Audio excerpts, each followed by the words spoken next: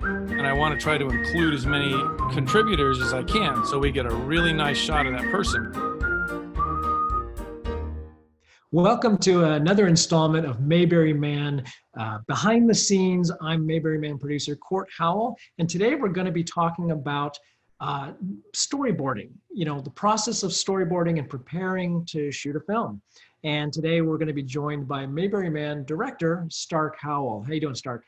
Doing good, thank you. We're glad to have you talk about this subject, which you actually know a ton about. You have several decades worth of experience in storyboarding. In fact, if you don't know, Stark went to a very prestigious art school and then went right to work for Disney right out of art school and started doing storyboards and has worked with Warner Brothers and Universal, and he's done shows like Hey Arnold, Recess, he's done Lilo and Stitch, Spider-Man, and he really knows his stuff when it comes to storyboarding. So since that's the stage of pre-production we're in right now with Mayberry Man, we thought it would be a great chance to just chat about that, let people know what's involved in the storyboarding, why we do it, and that sort of thing. In fact, Stark, tell me a little bit about your process when it comes to storyboarding.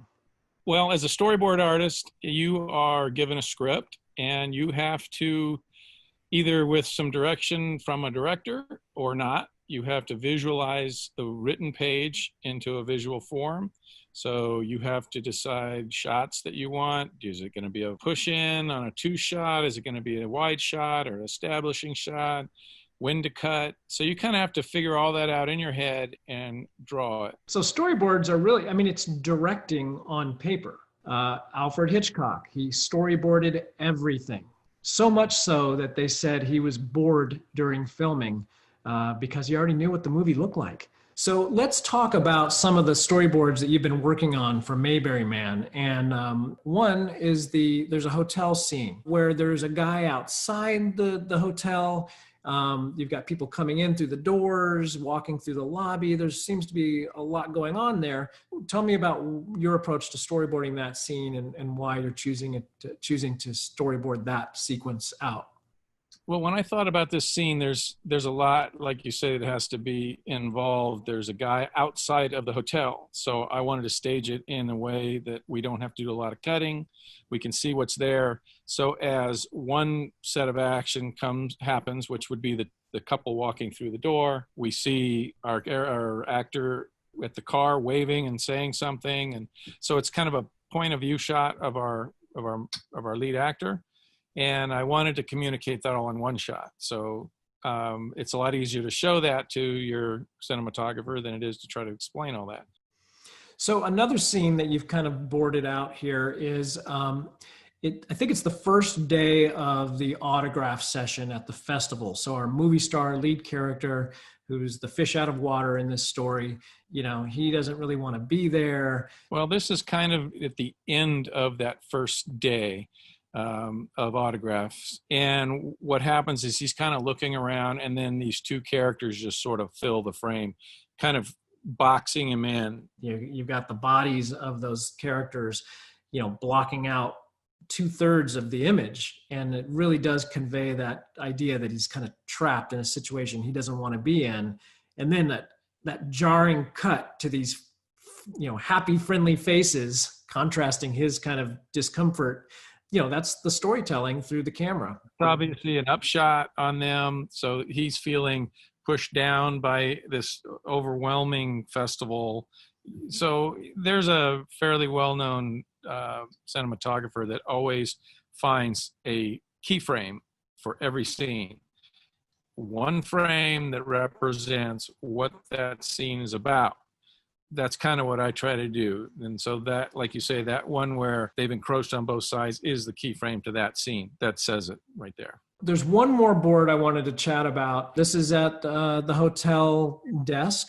You got the desk clerk on one side of a counter. You've got a guest who's checking in, Mr. Bowden. On the opposite side, there's a lot of different ways you could set that up. Tell me a little bit about this particular scene. Well, I could have shot everything from the customer side of the counter and just had a back shot on our guest.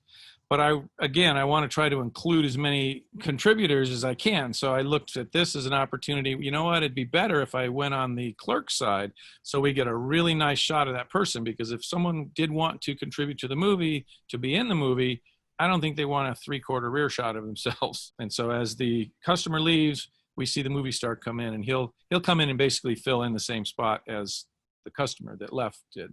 I love the fact that you're able to really put that thought into designing these scenes. So because we have so many contributors and people that contributed at significant levels, right? So we really want to make sure they're getting their money's worth, so to speak. And by designing a shot this way, I think they'll be really pleased with how they get featured in this movie. It's not just going to be a quick shot of them passing through the frame. They're a character in the film. So that's a great plus. And I think that storyboard really illustrates that.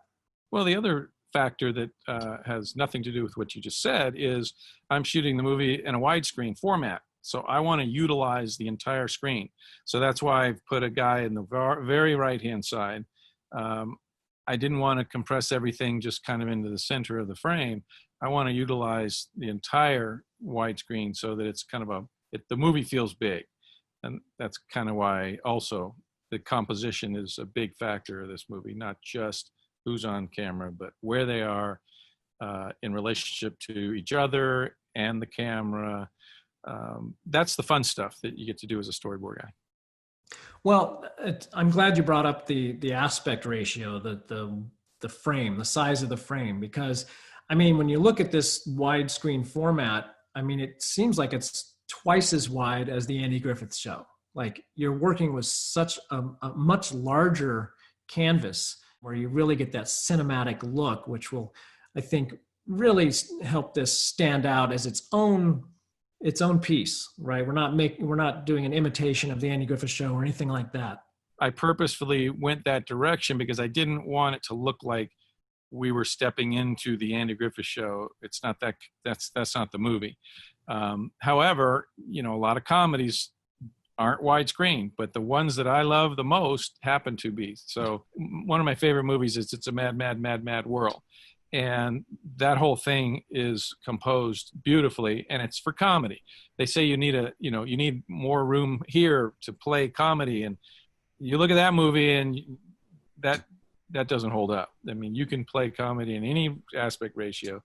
It's the Andy Griffith Show, but it's not. It's its own thing. Well, I think that is the goal of the Mayberry Man project, is to create something that's new, that's fresh, that's original, while at the same time pays tribute to a great show that we all love and that many of us have a very personal connection to. So I want to thank you for spending this time and going through this sort of behind the scenes, inside baseball kind of stuff. A lot of people probably don't know much about storyboarding, and so I think this has been helpful for them.